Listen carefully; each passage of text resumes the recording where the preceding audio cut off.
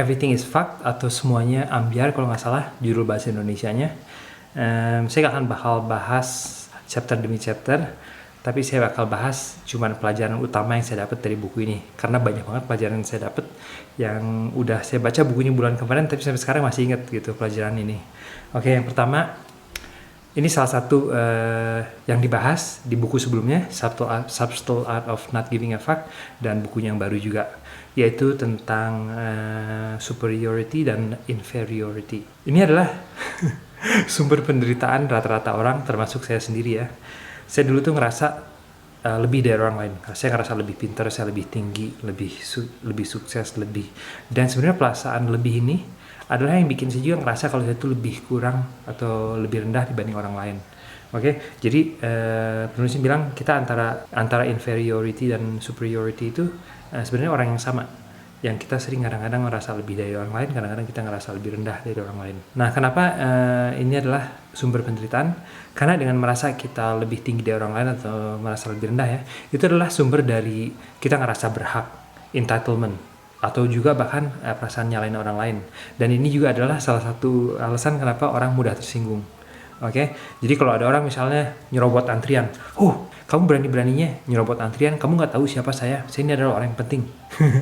Oke, jadi narasi di pikiran kita selalu ngerasa kita tuh orang yang berhak mendapatkan sesuatu dari orang lain. Saran saya, kalau kamu punya sifat ngerasa kamu lebih rendah atau lebih tinggi dari orang lain, kamu lihat orang lain, semua itu orang di dunia ini sempurna. Nggak ada orang yang lebih tinggi dari kamu, nggak ada orang yang lebih rendah dari kamu. Jadi prinsip saya sekarang, saya menghargai semua orang, karena tiap orang ada kelebihannya sendiri dan kekurangannya sendiri.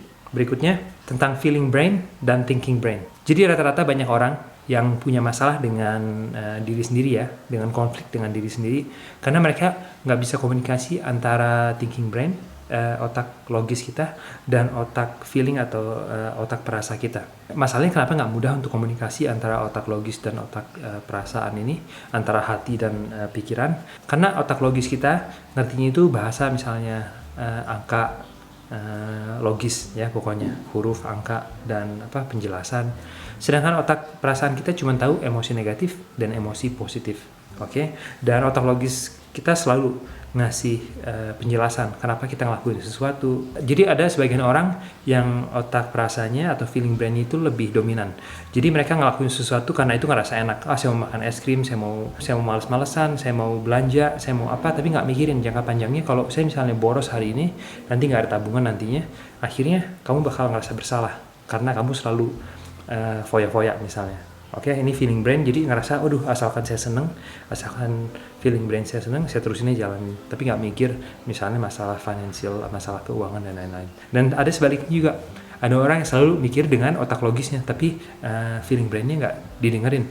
Jadi misalnya, kayak saya dulu kerja keras ya, sampai gaji saya naik 2 kali lipat, 3 kali lipat, tapi saya nggak fokus untuk meningkatkan hubungan saya sama istri, sama keluarga. Oke, saya mikirin pokoknya kerja aja, karena itu menurut saya paling penting, menurut otak logis saya. Kalau saya kerja, saya punya banyak tabungan, saya bakal happy. Tapi malah sebaliknya, hidup saya bukan makin bahagia, tapi malah hidup saya makin menderita, karena hubungan saya sama istri makin jelek. Saya sering berantem sama istri, masalah-masalah yang kecil, dan saya juga tiap hari nggak ngerasa percaya diri, tiap hari ngerasa bersalah, karena saya cuma mikirin uang aja gitu, nggak mikirin misalnya hubungan sama keluarga atau hubungan sama teman dan lain-lain. Oke, ini pelajaran berikut adalah salah satu sebenarnya kunci kebahagiaan yang sampai hari ini saya masih belum bisa 100% praktekin. Tapi ini yang dibahas di sini adalah sebenarnya apa yang menurut saya namanya unconditional love. Jadi di sini tuh sebenarnya apa bedanya sifat antara anak-anak, remaja, adolescent atau dewasa. Banyak banget orang saya yakin seperti saya yang udah dewasa, punya keluarga, punya anak, tapi sebenarnya sifat saya masih kekanak-kanakan. Oke, mari kita lihat apa aja. Jadi pertama, anak-anak tuh sifatnya mereka ngelakuin sesuatu karena mereka pengen aja, mereka nggak lihat konsekuensinya. Jadi misalnya mereka mau makan es krim, mereka ambil makan es krim aja dari kulkas, mereka ambil sebanyak mungkin karena itu enak. Tapi mereka nggak pikir misalnya kalau saya makan kebanyakan, nanti bisa dimarahin sama orang tua, bisa sakit atau gimana gitu ya. Itu anak-anak. Dan paling banyak ini orang dewasa yang masih seperti remaja. Jadi di sini dia bilang mereka melakukan sesuatu tapi sudah karena ada konsekuensinya. Misalnya kalau remaja nggak makan es krim banyak-banyak karena mereka takut sakit perut, takut dimarahin sama orang tua, dan mereka dapat gajian misalnya tiap bulan nggak langsung dipakai buat main atau belanja, tapi dipakai buat bayar sewa dulu. Dan sifat remaja juga misalnya, saya mau nyumbang uang supaya saya kelihatan seperti orang baik. Saya baik sama orang lain supaya mereka baik sama saya. Dan yang ketiga ini adalah sifat dewasa atau menjadi orang dewasa, yaitu melakukan sesuatu, terutama melakukan kebaikan tanpa meminta imbalan balik. Jadi misalnya saya dulu nyumbang uang emang maksudnya baik gitu, pengen membantu orang. Tapi ada kemauan juga sebenarnya, saya itu nyumbang karena saya pengen pamer. Jadi saya selalu pamer sama orang, tuh saya baru nyumbang, saya tuh orang yang baik. Jadi saya nggak ikhlas emang pengen nyumbang karena kebaikan, tapi karena saya pengen pamer. Tapi intinya kalau kita ikhlas itu jadi misalnya saya sayang sama anak saya, mau senakal apapun anak saya, itu adalah unconditional love. Oke, sebagai orang dewasa kita nggak bisa misalnya sayang sama anak kita cuman pada saat mereka lagi baik. Tapi kalau mereka misalnya lagi rewel, saya nggak mau baik sama anak saya. Oke, contohnya. Sama dengan pasangan juga. Sering banget pasangan yang misalnya saya bakal baik sama pasangan saya kalau dia baik sama saya. Tapi seharusnya kita baik sama orang karena itu adalah hal yang harusnya kita lakuin. Karena itu adalah prinsip kita untuk selalu baik, mau ada orang lain atau enggak. Dan terus terang ini adalah kunci untuk bisa bikin dunia ini jauh lebih baik. Kalau semua orang melakukan kebaikan bukan karena dipaksa harus, tapi karena mereka sadar itu adalah hal yang benar yang harus mereka lakuin, yang bikin mereka lebih bahagia. Oke, itu pelajaran ketiga. Di sini penulisnya bilang juga, zaman sekarang tuh hidup makin mudah, makin banyak hiburan. Ada HP, shopping mall, pokoknya segala macam hiburan, ada sosial media, online shopping. Tapi malah hidup orang makin depresi, bukan makin bahagia. Karena ini saya setuju banget, penulisnya bilang semakin banyak kita punya pilihan, semakin kita tergoda dengan segala macam hal yang nggak penting buat hidup kita. Sama dengan buku sebelumnya, Subtle Art of Not Giving a Fuck. Jadi hidup ini tuh kita kebanyakan pilihan, bukannya malah makin bahagia, tapi kita malah makin stres karena kebanyakan pilihan. Stresnya kenapa? Anggap aja tiap hari kamu sibuk dengan yang namanya makan makanan enak, shopping, sosial media, Facebook, mau segala macam ya, gaming. Bukannya internet itu jelek, tapi sayangnya banyak orang zaman sekarang yang menggunakan teknologi ini dengan salah. Akhirnya kamu gak pernah punya waktu untuk hal yang lebih penting buat hidup kamu. Misalnya saya pengen belajar bahasa, saya pengen punya hubungan dengan istri lebih baik, berarti kesimpulannya saya pengen punya hubungan dengan anak saya lebih baik. Jadi kesimpulannya kita nggak bisa punya hubungan baik sama anak misalnya karena kita tiap hari kerjaannya main HP terus. Dan ini dari buku sebelumnya juga, saya setuju 100% karena saya punya pengalaman yang sama. Dia bilang dulu sebenarnya kebebasan yang sebenarnya itu bukan kebebasan punya banyak pilihan, tapi sebenarnya kebebasan yang sebenarnya itu adalah kita bisa atau menyerah pilihan yang menurut kita nggak penting. Penulisnya dulu sering travel keliling dunia, dia punya banyak pacar ganti-ganti, tapi dia hidup nggak bahagia karena nggak ada hubungannya sama salah satu pacarnya yang bermakna. Oke, sampai dia akhirnya punya istri, dan itu adalah hubungan yang paling bermakna. Oke, jadi bukannya punya banyak pacar malah jadi bahagia, malah stres. Dan kalau kamu punya banyak pacar, otomatis hubungan dengan pacar kamu lebih nggak bermakna karena kamu nggak tahu pasangan kamu lebih dalam. Oke, berikutnya penulis juga bilang di sini penderitaan itu seperti tertusuk dengan dua panah. Yang pertama itu penderitaan atau sakit fisik, dan kedua adalah sakit mental. Dan sakit mental ini biasanya bisa jauh lebih parah dibanding sakit fisik.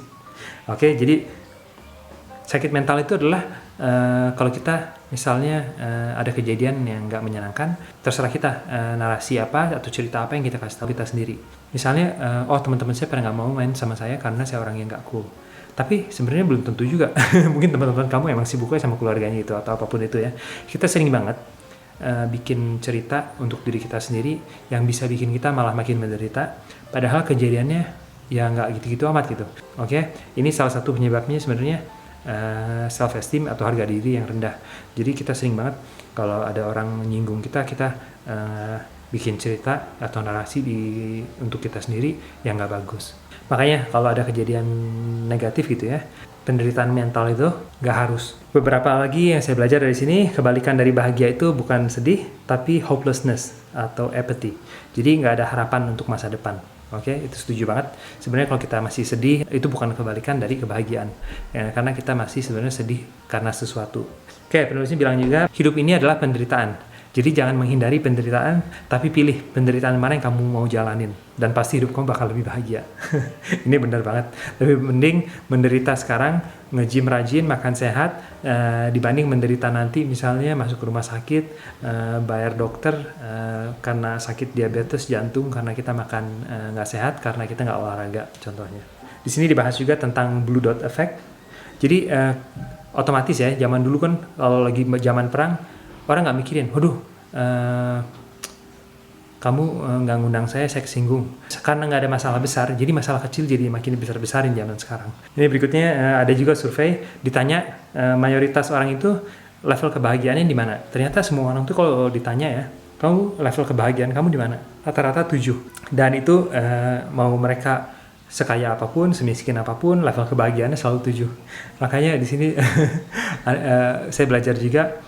Sebenarnya sering banget kita ngejar sesuatu, pengen supaya bisa lebih bahagia. Misalnya saya pengen rumah lebih besar, pengen mobil lebih bagus, supaya bisa lebih bahagia. Tapi sebenarnya akhir-akhirnya pasti kamu balik ke level bahagiaan kamu ke 7 lagi.